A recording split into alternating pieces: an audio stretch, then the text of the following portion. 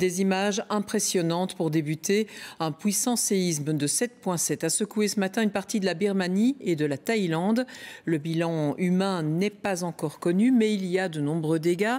Et un immeuble en construction s'est notamment effondré à Bangkok. C'est sans doute l'image du jour.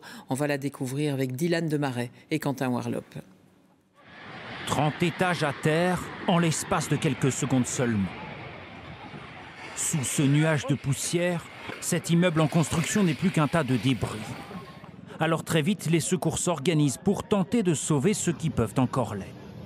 D'après les autorités, l'effondrement a tué au moins 3 personnes. 81 autres personnes seraient toujours piégées dans les décombres.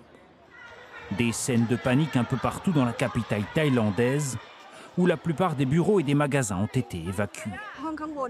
J'ai entendu des choses s'écrouler comme si c'était des pierres qui nous tombaient dessus. J'ai dit à mes enfants, nous ne pouvons pas rester ici et nous devons sortir. Alors nous avons couru pour descendre ici. C'est fou, j'en tremble encore. Bangkok est en alerte. Le séisme est tellement puissant que l'eau des piscines situées au sommet des immeubles est projetée dans les airs. Nicolas travaille en Thaïlande et s'en souviendra longtemps. C'est qu'il y a un certain nombre de bâtiments à Bangkok, même beaucoup, et on commence à constater déjà dans ces bâtiments des fissures. Donc là, sur le mien, j'en ai pas vu, parce qu'il n'est pas très grand.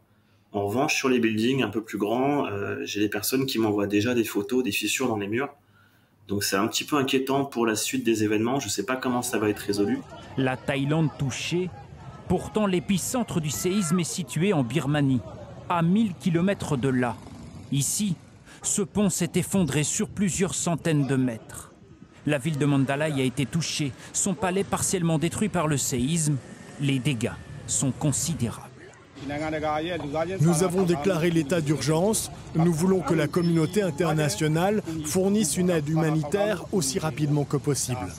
Impossible d'établir à ce stade un bilan précis, mais aucune victime belge n'est à déplorer. Ce midi, l'Union européenne se dit prête à fournir une aide d'urgence dans la région.